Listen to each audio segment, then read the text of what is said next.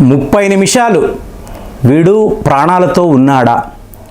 30 నిమిషాల తరువాత ఒక చిన్న శబ్దము, చిన్న అరుపు, నా స్నేహితుడు ప్రాణాలతోనే ఉన్నాడు, వీడిని ఎట్టి పరిస్థితిలో కాపాడే తీరాలి. సో ఇది అండి మంజుమేల్ బాయ్స్ అని ఒక ఎక్స్ట్రాడినరీ మైండ్ బ్లోయింగ్ చిత్రం అని చెప్పి ఇవాళ అందరూ మాట్లాడుతున్నారు. అంటే ఏంటండి ప్రేమ్ గారు, ఒక సినిమా రివ్యూ మీరు చెప్తున్నారా అంటే కాదండి. ఫ్రెండ్షిప్ ఇవాళ యువకులు ఎంతోమంది చూస్తూ ఉంటారు. హర్ ఏక్ ఫ్రెండ్ కమీనా హోతా హై అని చెప్పి చెప్తారు. అంటే ఒక నలుగురు మిత్రులు కలిశారనుకోండి, ఇంకొక ఫ్రెండ్ గురించే వీళ్ళు మాట్లాడుతూ ఉంటారు. సరే వాడి గురించి ఏమైనా మంచిగా మాట్లాడతారంటే వాడు ఇలాంటి వాడరా, వాడు ఇది చేశాడరా, వాడు ఇలా ఏదో ఒకటి వాడి మీద సెటైరికల్గా వాడిని దూషిస్తూనే మాట్లాడుతూ ఉంటారు. సో దీన్ని మీరు గమనించవచ్చు. కాబట్టి ఈ చిత్రము మంజుమేల్ బాయ్స్ అనే చిత్రము ఫ్రెండ్షిప్ అంటే ఎలా ఉండాలి, అసలు స్నేహానికి ఇవ్వాల్సిన వాల్యూ అనేది ఎలా ఉంటుందని ఇవాళ ఒక పెద్ద రివిల్షన్ అండి, ఒక ఎక్స్ట్రాడినరీ అండి. మీకు ఒక మిషన్ ఇంపాసిబుల్ని మిత్రులు ఎలా కలిసి తమ స్నేహితుడి కోసం చెయ్యగలిగారు. సో ఇది ఒక రియల్ స్టోరీ అండి. నేను దీని మీద ఒక వీడియో కూడా చేశాను. అప్పట్లో కొంతమంది మిత్రులు ఆ వీడియో చూసి, ప్రేమ్ గారు ఈ కథను ఒక చిత్రముగా తీద్దామా అంటే చాలా చాలా కష్టం అండి, ఎందుకంటే ఆ ప్రక్రియ అలాంటిది. ఇప్పుడు చూడండి, మంజుమేల్ బాయ్స్ అంటే కొచ్చి దగ్గర ఉండే ఒక గ్రామం మంజుమేల్. సో ఇక్కడ మీకు పురుషులు ఎక్కువ ఉంటారు, అంటే అబ్బాయిలు ఎక్కువగా పుడతారు. 5 అబ్బాయిలు అంటే ఒక అమ్మాయి, కాబట్టి అమ్మాయి అంటేనే అక్కడ అపురూపం. అలాంటిది అబ్బాయిలు ఎక్కువ ఉంటారు కదా ఈ గ్రామంలో. కాబట్టి వీళ్ళు ఏం చేశారు, మంజుమేల్ క్లబ్ అని చెప్పి వీళ్ళకి ఒక క్లబ్ ఉండేది.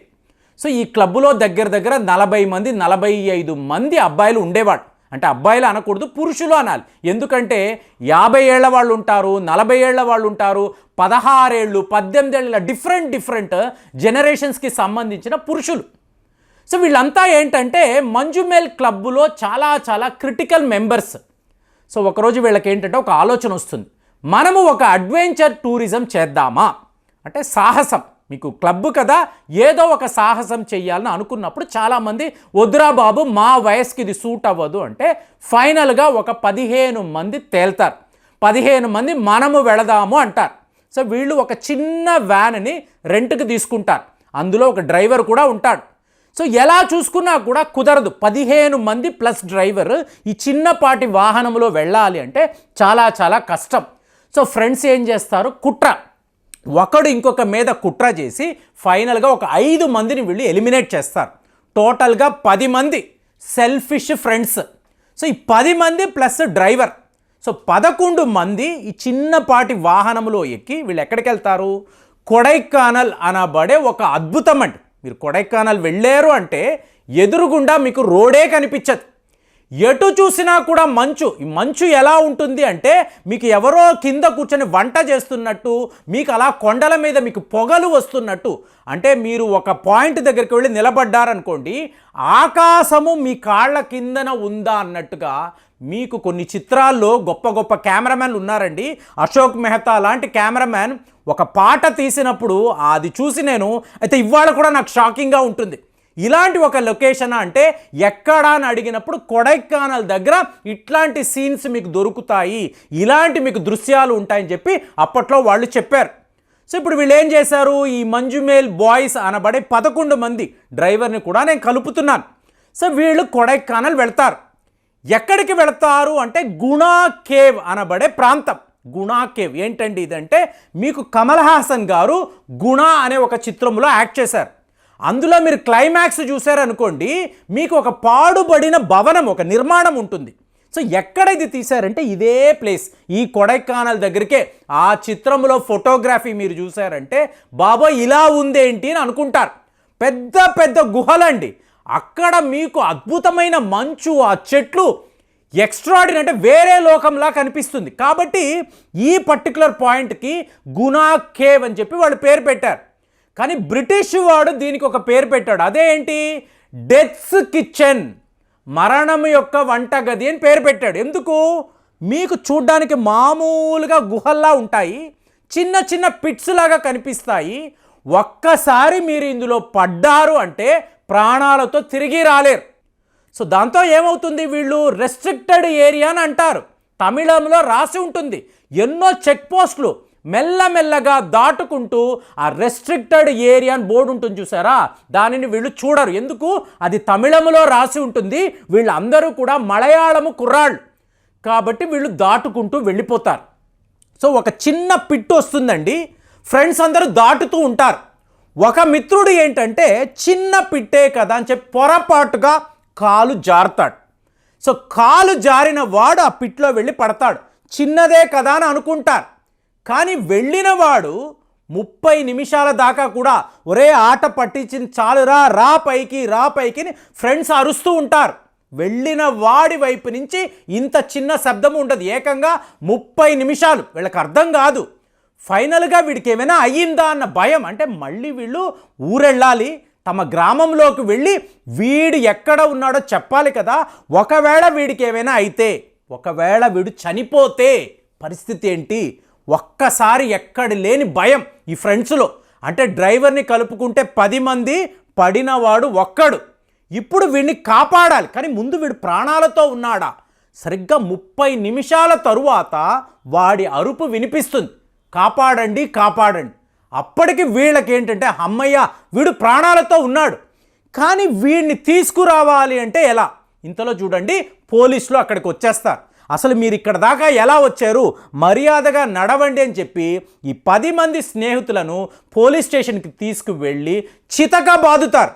వీళ్ళకి అప్పుడు కూడా ఏంటంటే స్నేహితుడికి ఏమైపోయింది, ఒరే మర్యాదగా మీ 10 మంది వెళ్ళిపోండి, వాడు తిరిగి రాడు. ఎందుకంటే ఇప్పటిదాకా ఒక 10-12 సంఘటనలు జరిగాయి. ఇలా జారి పడిన వాళ్ళు ఎవరూ ప్రాణాలతో తిరిగి రాలేదు, వాళ్ళు అక్కడికక్కడే చనిపోయారు అని చెప్పినప్పుడు వీళ్ళకి ఆ దెబ్బలు కాదండి, ఇంకా భయం. అయ్యో నా స్నేహితుడికి ఏమైపోయింది.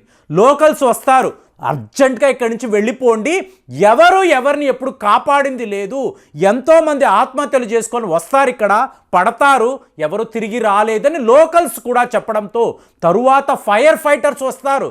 లేదండి ఇక్కడ వీడిని రెస్క్యూ చేయలేము, ఇది ఇంపాసిబుల్ మిషన్ అని చెప్పి ఫైర్ ఫైటర్స్ చెప్తారు. ఫారెస్ట్ అధికారులు ముందు మిమ్మల్ని ఎవడరా ఇక్కడికి రమ్మన్నారు, ఎవరు పర్మిషన్ ఇచ్చారు, వాళ్ళు కూడా వీళ్ళని కొట్టే ప్రయత్నాలు చేస్తారు. అందరూ ఏంటంటే నీ ఫ్రెండ్ బతికేడా వాడు చచ్చాడా అనవసరం, మీరు మాత్రం ఇక్కడి నుంచి వెళ్ళిపోండి. మోరోవర్ వీళ్ళు మలయాళీస్ కదా, వీళ్ళు తమిళ్ వాళ్ళ మీద వీళ్ళకి ద్వేషం ఉంటుంది, వెళ్ళిపోండి అని చెప్పి అందరు చెప్పడమే కానీ మా స్నేహితుడిని కాపాడండి రా బాబుని వీళ్ళు ఎంత మొరపెట్టుకున్నా కాపాడే నాదుడు అక్కడ ఉండడు. ఫైనల్గా ఒక మిత్రుడు ఏంటంటే నేను దిగుతాను రా అంటాడు. ఒరే వద్దురా అంటే మరి వాడిని కాపాడి తీసుకెళ్ళాలి కదరా, వాడిని కాపాడే తీరాలి అంటే ఒక తాడు వాడికి కడతారండి. ఒకే ఒక టార్చ్ లైట్ పెట్టుకొని వాడు దిగుతాడు. సో తాడు వెళ్తుంది, ఎంత దూరం వెళ్ళినా ఫైనల్గా తాడైపోతుందే కానీ మీకు వెళ్ళిన వాడి సంగతి ఏంటి, లోపల చిక్కుకున్న వాడి సంగతి ఏంటి ఎవరికి అర్థం కాదు. మళ్ళీ ఒక పెద్ద నిశ్శబ్దం. సో దాంతో మార్గము లేక ఇంకొక పెద్ద తాడుని వీళ్ళు మళ్ళీ అక్కడికి పంపిస్తారు. సో పంపించినప్పుడు టార్చ్ ఆన్ చేస్తే అక్కడ స్నేహితుడు కనిపిస్తాడండి. కనిపించినప్పుడు ఒక్కసారి ఆ భావోద్వేగాలు, ఆ ఎమోషన్స్ మీరు చూసారనుకోండి, జనాలు కేరింతలు, ఇది ఒక ఎక్స్ట్రాడినరీ, ఇలాంటి చిత్రాన్ని మేము చూడలేదని చెప్పేసి మీకు ఇవాళ చూసిన ప్రతి వాళ్ళు మాట్లాడుతున్నారు. సో ఫైనల్గా ఏంటంటే మీకు ఆ తాడుని పట్టుకొని రెస్క్యూ చేయడానికి వెళ్ళిన స్నేహితుడు, లోపల చిక్కుకున్న వాడి ఫ్రెండ్, సో వీళ్ళు కూడా బయటికి వస్తారు. సో రావడము ఆ 11 మందిని అలా గ్రూపుగా చూసేటప్పటికి ఇంతవరకు చరిత్రలో కొడైకానల్లో ఇంత డీప్ ఫిట్లో పడిన వాళ్ళు ప్రాణాలతో బయటపడడం అనేది ఒక ఎక్స్ట్రాడినరీ ఇన్సిడెంట్గా ఇవాళ వరకు అందరూ మాట్లాడుతున్నారు. సో ఇందులో విచిత్రం ఏంటంటే ఇవాళ వరకు కూడా ఈ మంజుమేల్ అనబడే గ్రామములో ఈ స్నేహితులు ఇలా మాకు జరిగింది, అడ్వెంచర్ టూరిజం అని వెళ్ళాము, వీడు చిక్కుకున్నాడు, వీడిని ఏదో ఒక రకంగా కాపాడమని వీళ్ళు స్వయంగా ఎక్కడా చెప్పలేదు.